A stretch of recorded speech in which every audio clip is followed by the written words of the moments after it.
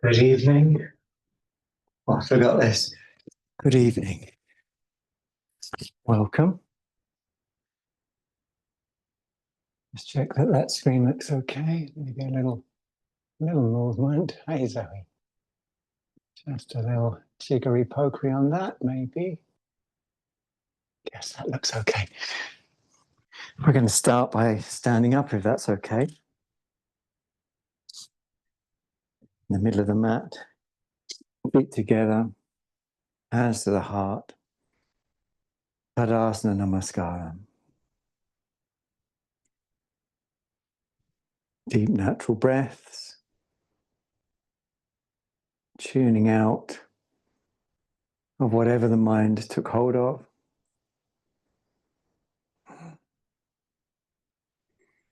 And tuning into this.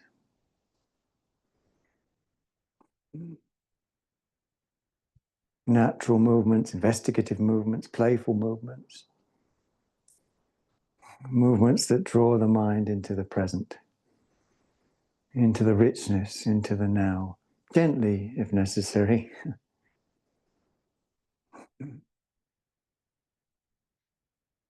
So we get a sense of becoming still, which doesn't mean that our,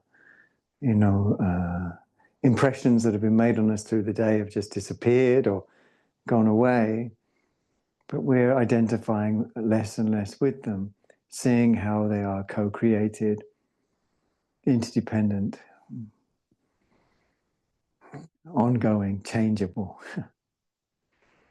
Interlace your fingers, stretch your arms diagonally and raise your arms up when you're ready. Light tone in the tummy. Breathe through the nose.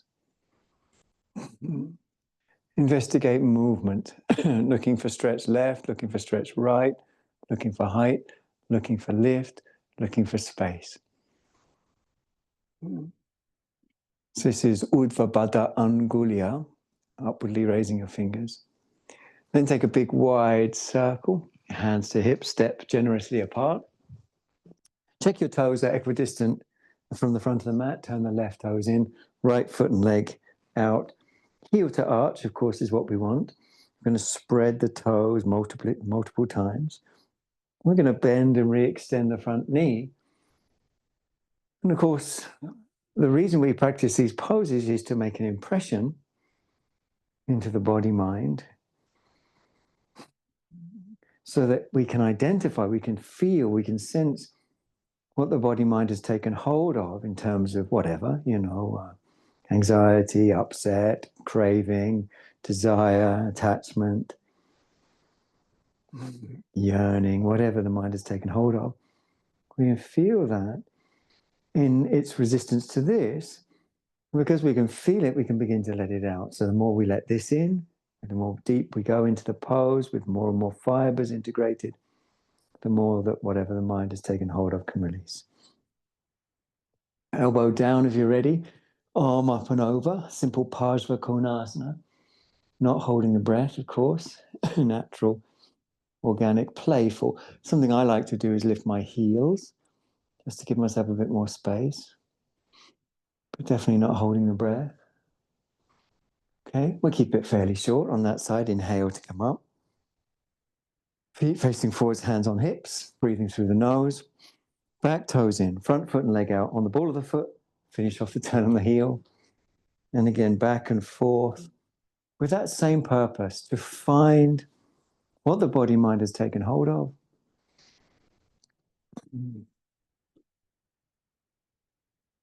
And to release.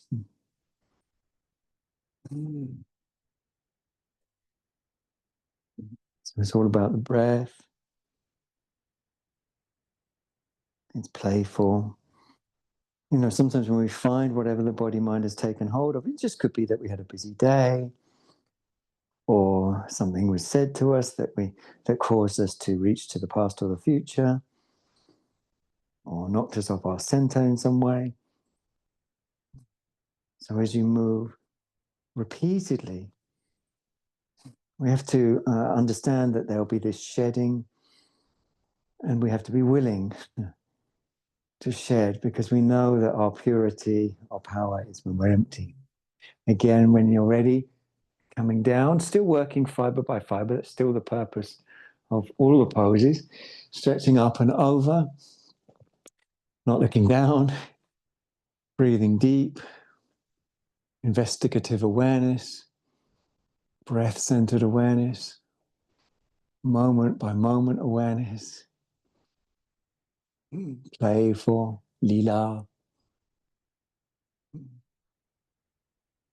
And, always not rather than making a pose and then, tolerating it, investigating resistance, letting it go because of our faith, our confidence in newness, emptiness. You could call it emptiness or newness. We're coming down to Adho Mukha Svanasana, so turn the back heel out and step calmly back. Obviously move at the pace that is comfortable. Palms really meshing into the mat. Not holding the breath at all. Jaw soft, temples soft. Breathing natural, moving this way, moving that way, investigatively, purposefully. And the purpose is absorption, or always is, isn't it? Always absorption. You might pedal the heels, you might draw them back and look to lift the knees. Again, when we go in deep, this is why commitment, really getting yourself into the pose, not doing a sort of half effort, but really working on the thighs, lifting them up from underneath the kneecaps. So the legs become really, truly strong or integrated or yogic. Integrated, yogic. And that's a sort of commitment thing. And as we've heard many times before, the truth will set you free. There's a power in the now that is liberative. We'll come down, kneeling position. Breathe through your nose if you can. Jaw soft, temples soft, natural breathing. A bit of rolling. Not holding the breath at all.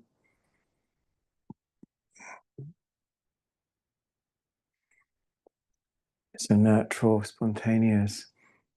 Again, letting go, whatever the mind has taken hold of. There's never a benefit in carrying anything. Sometimes we carry things because we think they're like it's our pet peeve. Something, we've got to moan about or rail about.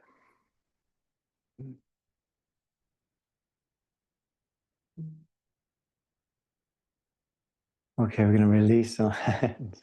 Stretch the legs out so we can let go of anything, everything, in fact. Buttock flesh drawn out and back. You can sit on a block. We're coming into Dandasana. So coming to the inner front edge of the ischial tuberosities. Hands by the hips. Spine upright.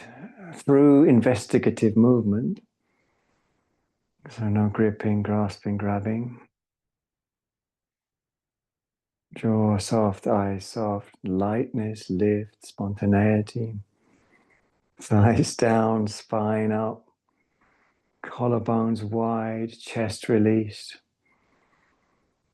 All the time, breath, breath, breath. Softly broad across the balls of the feet. That's a meditation. Softly broad. Softly broadening across the balls of the feet. Softly broad across the heels. Playfully investigating lightness that is holistic. Anything that's in the way of holism, full presence, let it go. There's nothing that's useful to hold at all. That you'll never be more prepared for the future by holding on to things, but instead by being empty, open. Otherwise, you end up provoking the future, as it were, when it becomes the present, into what you think it should be.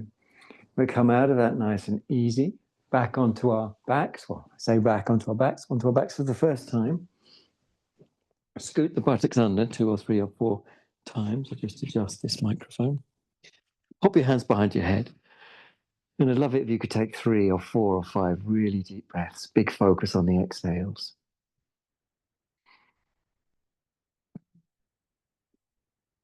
So neck soft, temples soft. Breathing deep. Lower back passive. And then we're going to lift up the feet. And when we're ready, breathing through the nose. Jaw soft, eyes soft, brain soft. Lift up the head. Your natural, easy, honest breath. And we can feel the impression,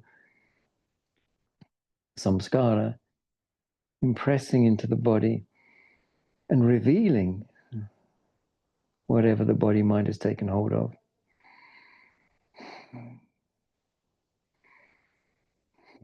And there's the opportunity to release as we grow in confidence that emptiness, openness, these are our superpowers. We're going to extend the legs up if you're happy to. I've still got the head up. You can, if you want, bring it down, but if you keep it up, it will keep the abdominals toned as long as you're not yanking on the neck. And then we're going to bring one leg towards the floor, very intimate with the floor and the back, not holding the breath at all. Very, very intimate. Then raise the leg up, bring the other one down similarly. Similarly, very, very intimate, breath centered, calm. Once that comes back up, we'll bring the head down, elbows down, feet down, deep breath in, deep breath out, just letting go. Whatever the mind has taken hold of, just letting go.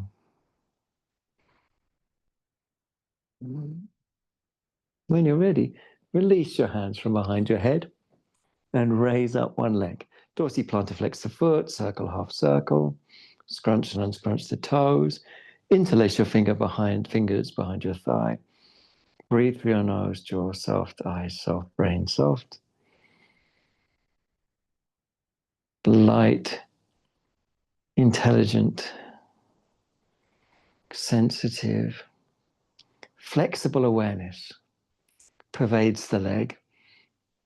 Light, intelligent, pervasive, flexible awareness.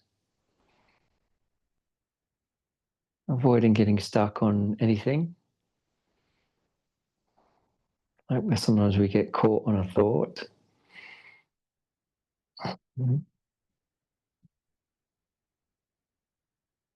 Building tone through the front thigh, jaw soft. Now, if you're ready and happy to extend the other leg, the focus on the other leg, lower leg, will be on the inner groin.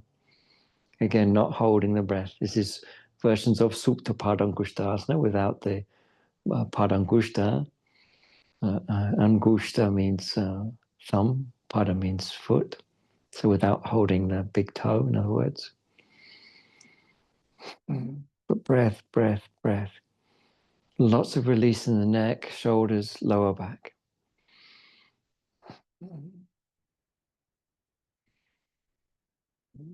Okay, bend the lower leg, release the upper leg, both feet down. Deep breath in, deep breath out, like a sigh or 2 or 3 or 4. Really natural, really honest, really easy. When ready, leg 2, fingers interlaced, breathing through the nose, jaw soft, temples receding. And by pressing the thigh into the hands and the hands into the thigh and free breathing, energy will accumulate, it will arrive and accumulate in the front thigh like tingling. And we pervade consciousness through that energy. We really feel through that energy. Calmness, adaptability. Flexibility of the mind is flexibility of the breath, or fluidity, you could call it. Vahita. Again, we're going to extend the lower leg if you're ready, nice and spacious, especially in the inner groin, knowing that the mind and the body are the same thing.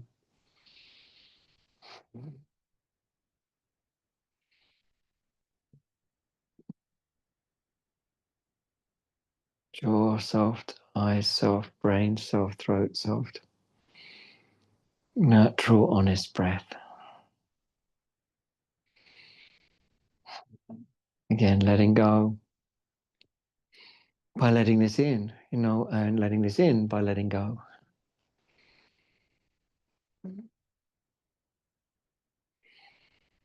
So those deep breaths are part of it, because everything is everything. Everything is part of anything.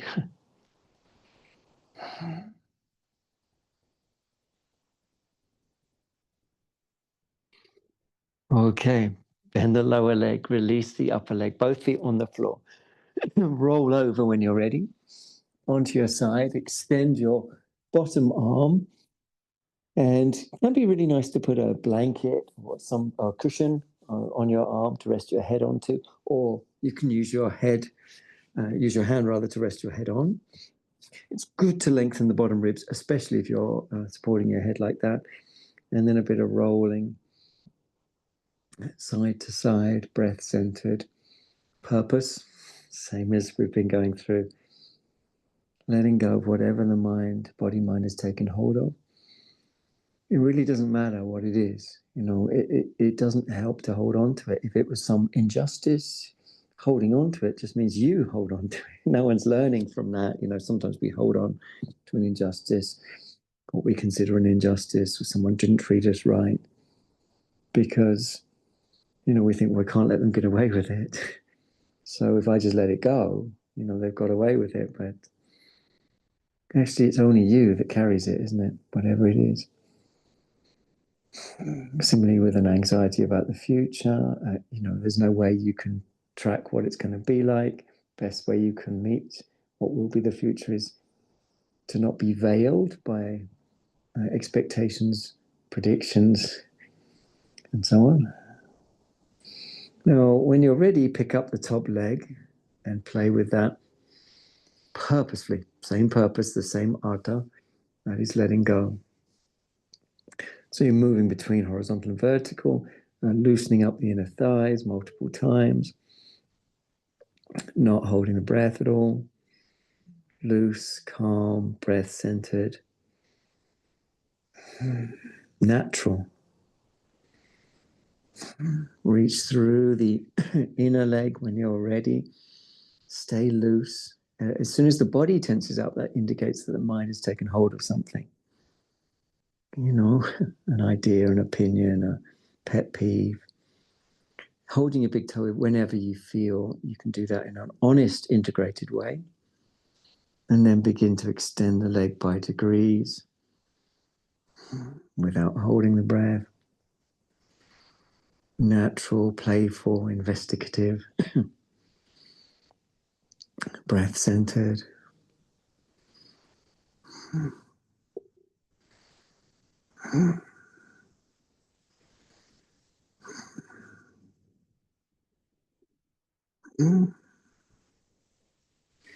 And all about the breath, we know that, don't we?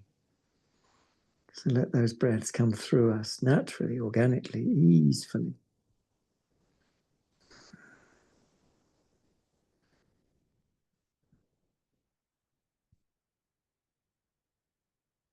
Okay, good job, everyone. Bring the leg back down, bring the knees up, come up, and swap round. Same pose, of course, on the other side of the body. Anantasana, the alpha privative, an plus anta, end. So anta means no end. You can use the support between your arm and head, or you can support with your hand. Get those ribs feeling really nice and long. That breath expressive, movement playful, investigative. Jaw passive, eyes passive. Rolling purposefully to evoke release, and particularly through the breath. And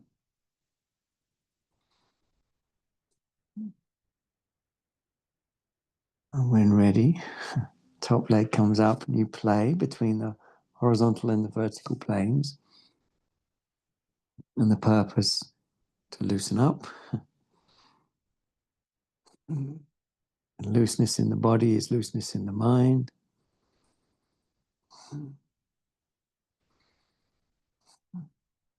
Easeful, playful.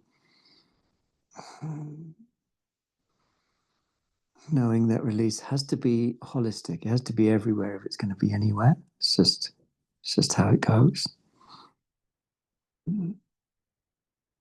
So you can't, hold on in the body and let go in the mind. You can't let go in the mind unless you let go in the body. You can't let go in the body unless you let go in the breath.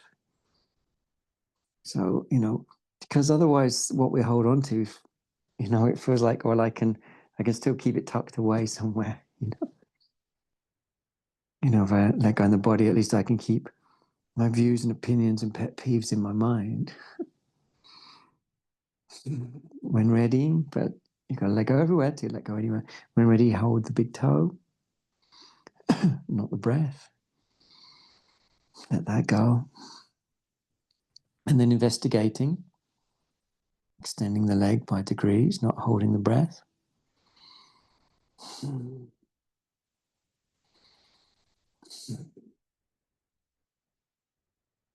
Natural, honest, again, letting go.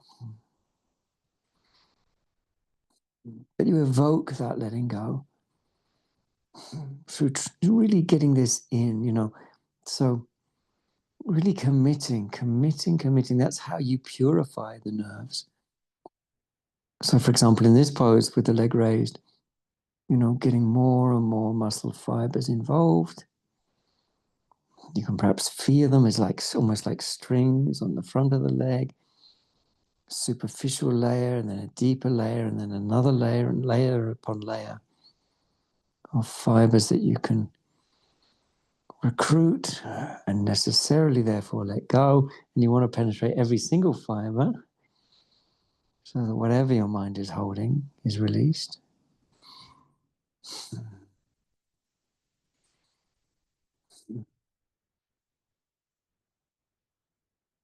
Okay. Coming down nice and easy, knees up. Come up nice and easy into Upavishta Konasana. So this is a generous stride. Well, it depends, doesn't it? It's not necessarily the widest stride you can take, and depending on how wide stride you can take. So for me, it's definitely not the widest stride I can take, because this is not Sama Konasana. This is Upavishta Konasana.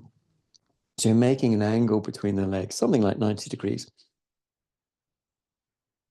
And one way to sort of get an idea of that is you can reach for your toes. You can tell in this way if you've gone too wide. If you're someone who can't go massively wide anyway, that this test won't really work. But if you're someone who can go quite wide and you can't reach your toes, then you should bring your legs together, closer together until you can reach the toes. Sitting on a block with the corner facing forwards, very, very helpful if you feel collapsed. We're going to lift and turn towards one of our legs without holding the breath. And breathe through your nose if you can. Again, expressive, deep, natural. Just by leaning a tiny bit over that leg, it will invite, because it's bringing energy in, it will invite the thigh to drop, which you can accept that invitation through the breath and the mind. So it's learning this confidence in letting go. That's all we're developing, is confidence in letting go. Confidence in the power of emptiness. Rather than attaching to how we think things should be, how we think people should be, open to the way things are. And so we talk about it as listening / response. Yeah, we work on the listening, purify the listening. And the response gets purer. The response is part of the listening. You don't, as a person, have to do that, store that, know that. So you can lean as much or as little as you are comfortable. It's really about melting. So it takes a degree of satya, honesty. Am I melting as I move? Or is there a sort of gripping, grasping desperation, which of course is not even vaguely yogic, because yoga is using postures and other techniques to move into absorption with the now, and it's because the now negates clinging,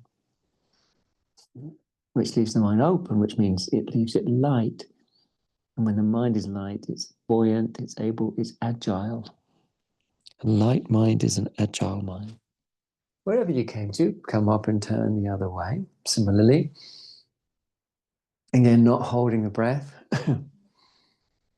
Deep, natural, expressive. Leaning over the leg. Breathing deep through the nose. Doesn't have to be much. Tiny little lean over the leg can be enough to bring up, to show us where the resistance is, where we're holding on to whatever it is we're holding on to. A desire for things to be a certain way, or a desire for things to not be a certain way.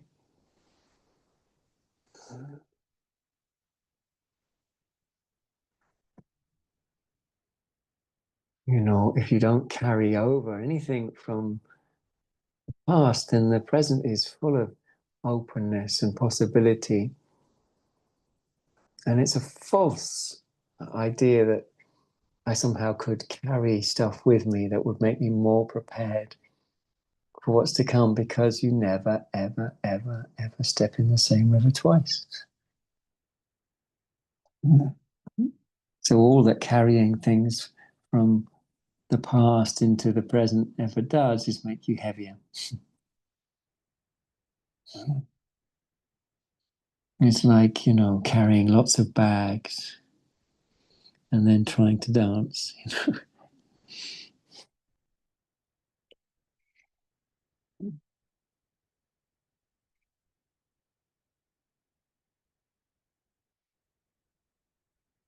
Deep, natural breath. Honest.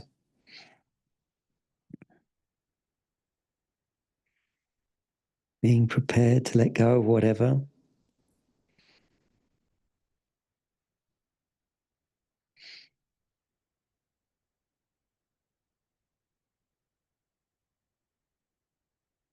And then coming back up in your own time when you're ready.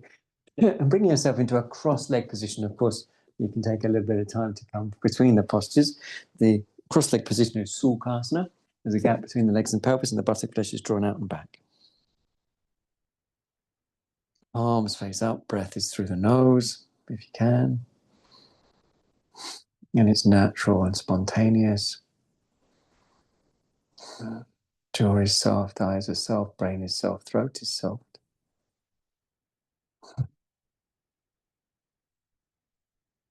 Inhaling to lift. Exhaling to turn. So this is Parivrita Sukhasana. And there's variations on the theme. One can turn to the near leg, to the far leg, with the palm in or the palm out. And some people can reach around and hold the thigh. Obviously, that's partly determined by arm length and torso width.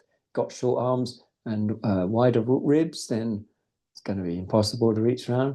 You've got narrower ribs and very long arms, you might well reach around quite easily. It's also to do with the tensile resistance in areas like the pectoralis, chest muscle. Anyway, those are options. What isn't an option is breathing into it in terms of, moving into yoga.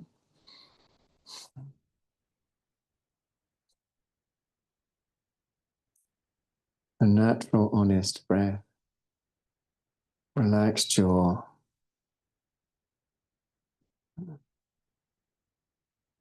and letting go of whatever the mind's taken hold of.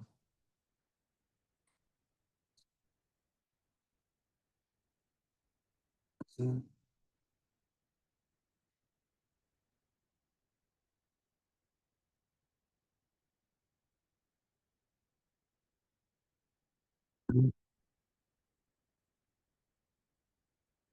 Release, keep releasing. Turn, keep turning all the way around. And the other way. Again, you've got the option to clasp. I'm drawing. You can draw your arm around. I just did to clasp if you find that useful, or simply have the hand on the floor. Again, the thing that is invariably an important part of practice is to breathe into it. So natural, honest breath, empty of grasping.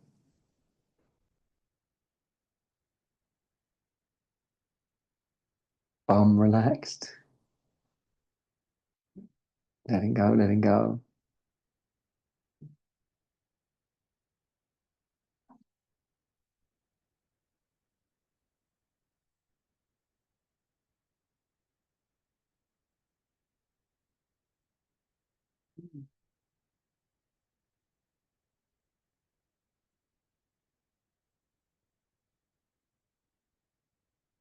Jaw soft, eyes soft, bum relaxed. Trusting in the letting go process. Okay, delicious. We'll come out nice and easy. We're going to remember which leg we've got crossed in front of which, and we're going to extend our legs out. Now, this time, definitely sitting on a block, maybe a block behind you as well. We're going to come into Marichasana, in particular Marichasana number 3. So you draw the butterfly out back, sitting on a block, everybody sitting on a block.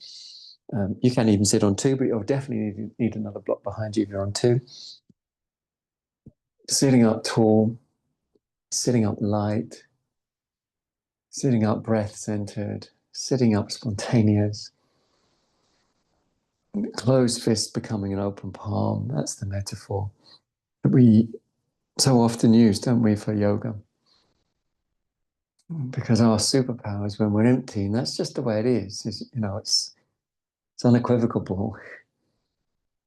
Carrying stuff, ideas and opinions gets us nowhere. Trying to teach people things, trying to, be ready. It's based on the belief that there is such a thing as people, like fixed units that don't change. They're autonomous with borderlines around them and that definable by our adjectives. So here we're just sitting in Dandasana, swaying, looking for height, looking for softness. Now, when you're ready, depending on how you got the screen set up, but if you got it set up like mine, you'll bend the leg closest to the screen back, just as I've bent the leg closest to you back. The other foot just hops out a centimeter. And then we spend time massaging, loosening, breathing, easing off, massaging, loosening, breathing, easing off. Round and round like that, massaging, loosening, breathing, easing off. Again, not holding the breath. Whatever the mind, the reason why these traditions talk about non-attachment isn't that there's nothing there. It's not that various thoughts, feelings, emotions can arise, but it teaches us to not grasp onto them as mine. This is happening to me. You did this to me. They did this to me. Or this is mine, my emotion. I did this to me. That's attachment. But instead, whatever's arising, realize it's co-created and it's flowing, it's moving, and there's no one place to attribute who did it to who and when. Lifting, turning. Now, you've got 2 options. Hug the leg, wrap around like that, or hook around. But then it's really useful in either case to massage the lower back, to massage the belly, and to work around gradually.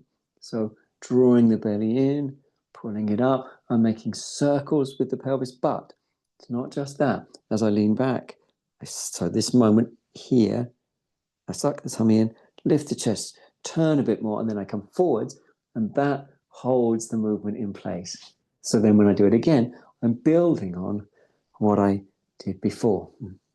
So each time I circle, I'm just building on what I did before.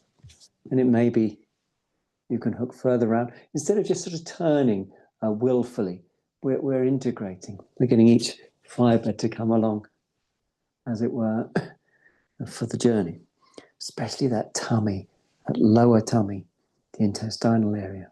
So this is Marichasana number 3. Of course, one can clasp again in the same circumstances I described earlier, long arms. If you've got short arms and, quite sort of strong, larger legs, and it's further to wrap round, right? If you've got lean, very, very lean legs and long arms, it's easy to wrap around. So a lot of this is just anatomical. So we shouldn't, no need to grasp after something. It just may mean that, the arms are of a certain length. You can't change that, right? Okay, release. Back to center. We're going to do the other side, same pose, Marichasana, number 3. I'm moving over, but you don't need to. You can if you want, of course, but I'm just doing it so I can still face the screen. Drawing the buttock base out and back, front edge of the ischial tuberosities, sitting bones. Breathing through the nose if you can. Bend your other leg back. Similarly, hop out the straight leg and then massage it in. So melting as we move. Years ago, I used to always call it moving in and letting go. You could put it either way around, letting go and moving in and letting go. Or we could call it melting as you move. Melting as you move, that's it, I've compared it in the past to a bank of fog. As you approach resistance in the body, as you get into it, as you get close to it, it disappears, it melts. Just like fog. It seems like a solid ball of white from a distance. But as you walk into it, it melts as you approach. It's actually the ultimate meaning of Vajrasati. There's no ultimate obstacle, which is the implication of a Vajra, which can go through any obstacle. And when we investigate with awareness, with sati or smriti, this is sort of first order awareness. Now, hopefully, while I've been talking, you've been massaging back, looking for lift, looking for height. If you're ready, you can hook around, turn the body, really superimpose. And again, it's that movement of the belly back, lean back and draw in the intestines and turn. Do that lots of times. There's the option to hook around if you wanted to. And then again, more repetition. So instead of trying to do everything in one big movement, we do it in thousands of little movements, following the advice of the Buddha in the Dhammapada, that a jug fills drop by drop. So working round, working round, working round. Breath, breath, breath.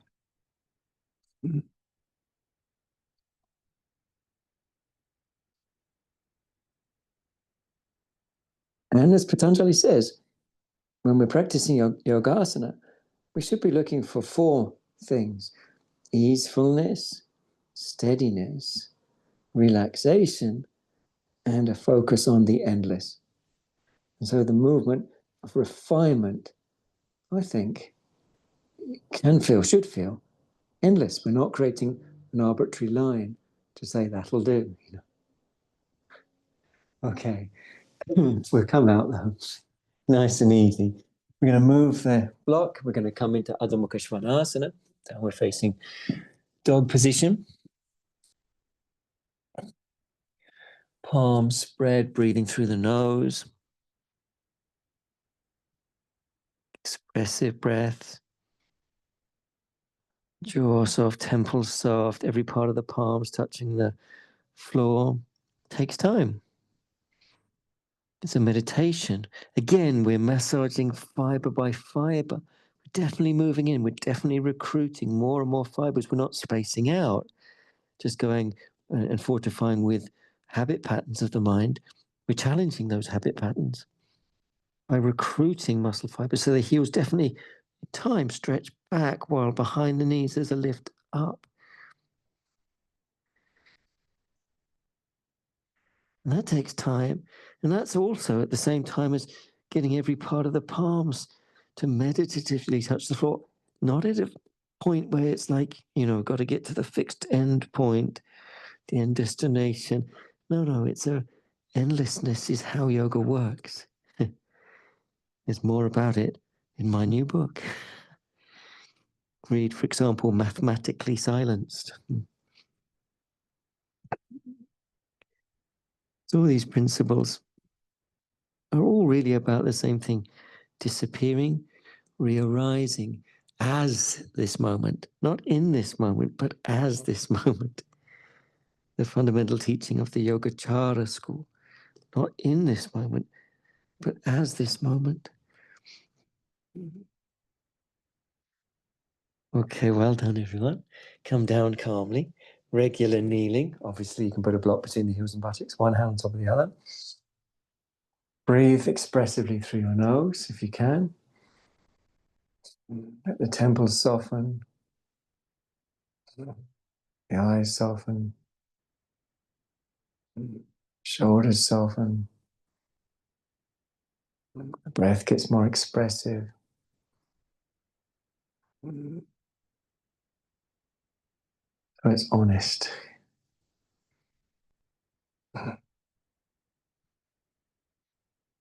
Now, what we're going to do next, we're going to learn our tummies, but if you've got 2 bricks, that's great. If you've only got 1, that will work fine as well. But 2 bricks is nice because it gives you a little bit of extra space. It can be, well, as long as the bricks are the same size. It can be any type of brick, but the same size. But you can just use 1 if you don't happen to have 2, or 1 isn't the same size as the other. If you're using 1, it's just in the middle. If you're using 2, they're shoulder width apart, as if your arms were extended. We're coming up onto our elbows and stretching the tummy and stretching the legs. And in this way, we're making increased amount of space for the psoas in the deep belly. It takes time to stretch back the groins. That's the lower attachment of the psoas, the lesser trochanter of the femur, and stretch the tummy. That's the higher end of the attachment for the psoas. That's T12 down through the first 4 lumbar vertebrae. And then underneath those abdominal, continues underneath the abdominal muscles until it comes out across the lateral pubis into the top of the inner thighs. So moving the pubis, moving the thighs, stretching the thighs, jostling the pelvis. Just get tuned in like that. When you feel sufficiently tuned in, well, the blocks have got to be for something, and they are. They're for our hands. We're going to try and make sure our thighs face straight down and they don't turn out. In other words, avoid turning your heels in. Breathe through your nose if you can. Jaw soft, eyes soft. Tune in on the pelvic floor as a first order reality, not ideas about the pelvic floor, but the direct immediate experience. And again, we don't move into this experience as in someone who's having this experience, but we become totally this experience of the living pelvic floor sensations. And that's how the truth sets us free, because the truth of reality is it's a field of change. Our ideas about it, they can get fixed, can't they? But the reality that our ideas are trying to approximate is never fixed. So our ideas, ideally, flow as much as reality flows. Not getting stuck on anything. Lift the legs up if you want. It can just be the shins. It doesn't have to be the thighs because that's quite a strong action, especially on the hamstrings. Again, tune in on the pelvic floor. Extend through the big toe side of your feet. Okay, coming down, one hand on top of the other, rest your head. Take 3 deep, deep, deep breaths, or 4. Really going with the breath. Really natural, really honest.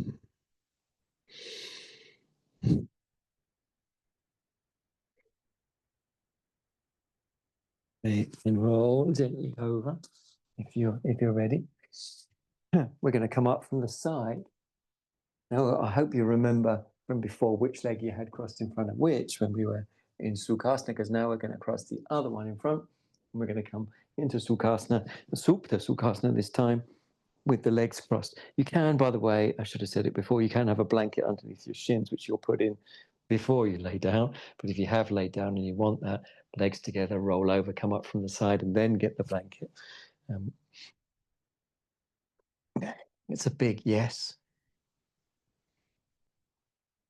Pose, that is.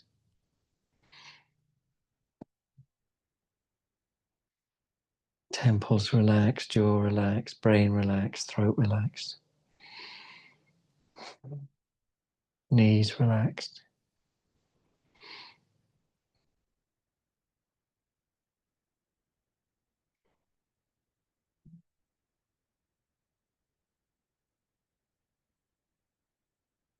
Natural breathing.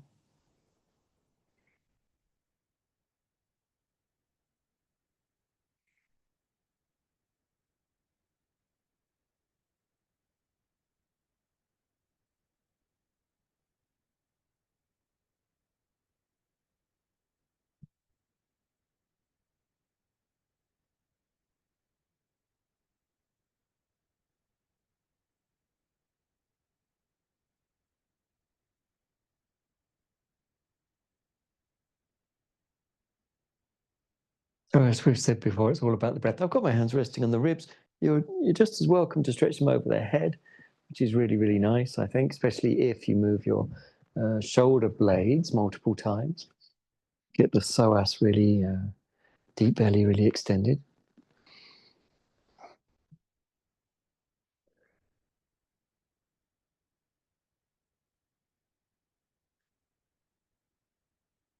Deep, natural, honest breath.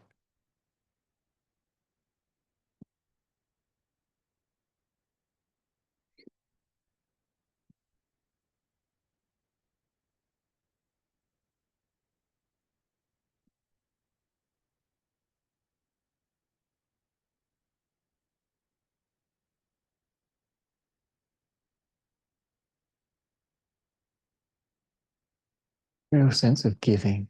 This Sanskrit word dana.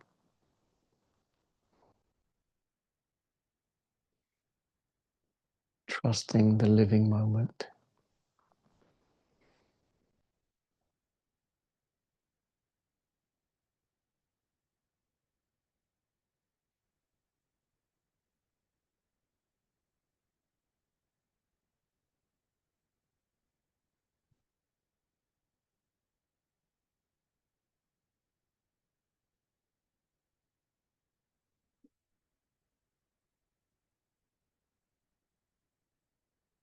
Okay.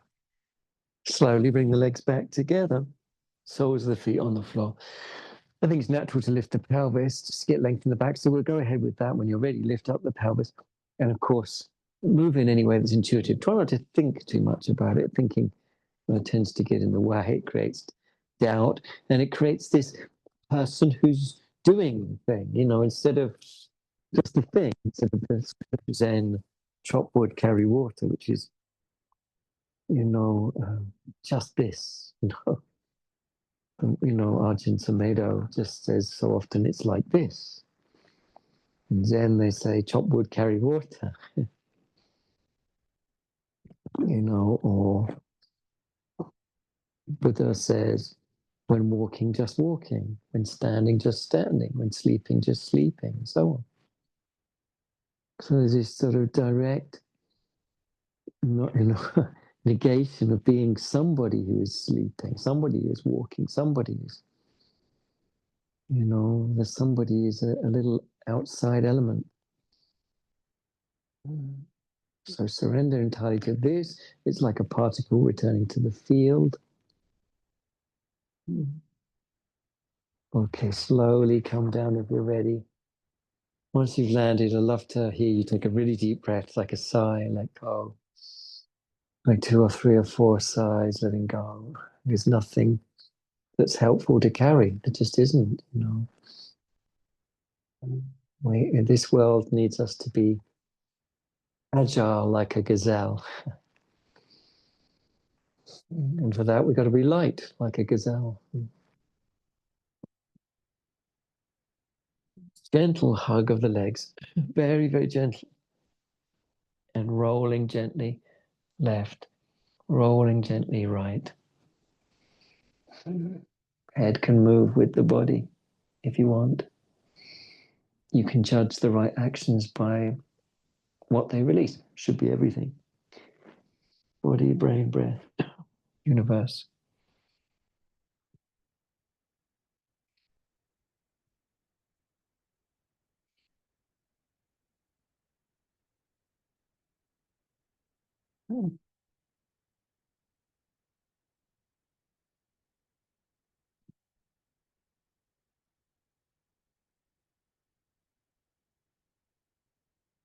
Okay.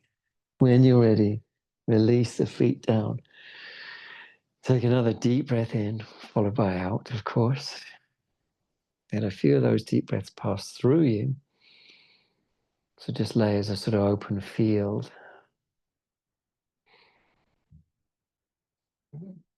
Open, just open.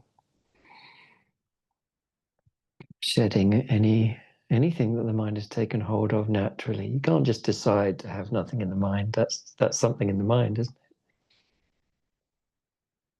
it? But you can give yourself to this. And then there's just this. And because this is ungraspable, the mind doesn't grasp. When the mind doesn't grasp, it doesn't become myopic around very particular details. And it lets go into its ultimate truth, which is not caught up in the particular details. If you're ready to extend the legs out for Shavasana, we'll go ahead. You might want to get something warmer. The palms as well will face up. And the shoulder blades will be scooted under the body, of course.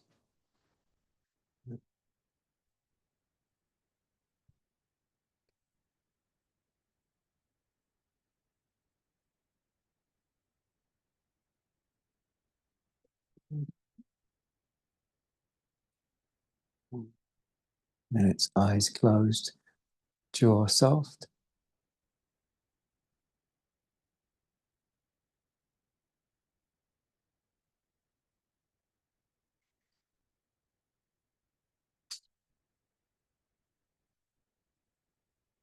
Sharanagati. It's just a process of just giving, that's all. It's just giving.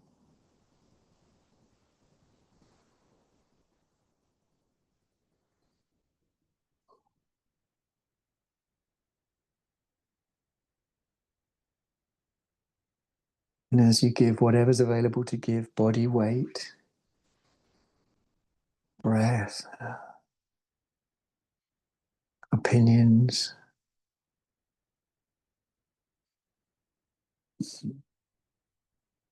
the mind returns to its essence nature, which isn't caught up in any of the current problems.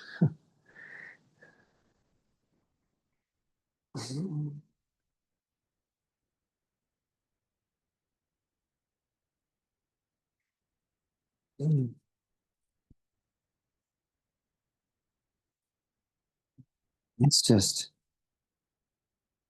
this. Just this.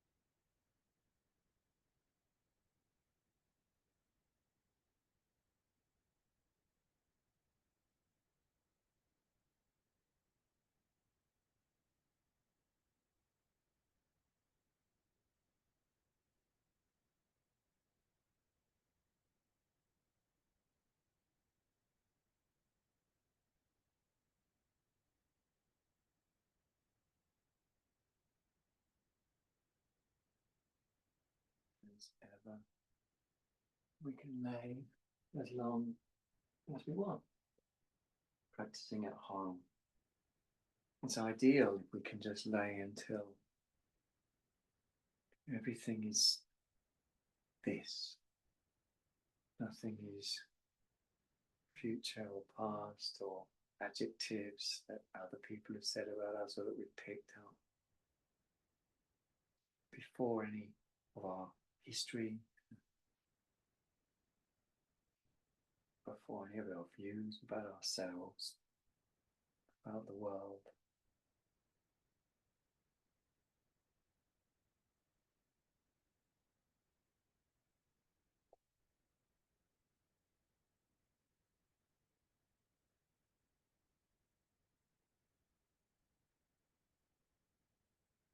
And if you want to practice within the allotted time, then you can start moving the body at this point. But as I say, you can lay much longer if you have the time you want to. If you want to come out at this point, at the hour, and we're wiggling the toes and fingers so gently, rubbing the eyes, hand through the hair, organic natural stretches. And eventually we'll bend the legs, and this could be in 5-10 minutes, it could be now. And we'll roll to one side, lay there for a while, the knees up and the tummy soft, before then rolling to the other side similarly and comfortably. Again, knees drawn up. It's really nice to just feel that softness in the belly, I think.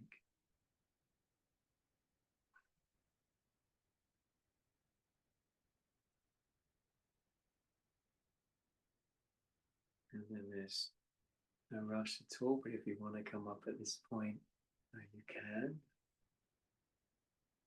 And we'll bring our hands into a prayer position from a comfortable seated position, or you can continue to lay and you can say Om at the end of these few words if you feel it.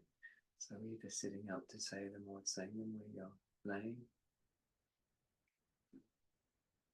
May any benefit that we've gained interacting in this way go to the alleviation of the suffering of all beings. Om.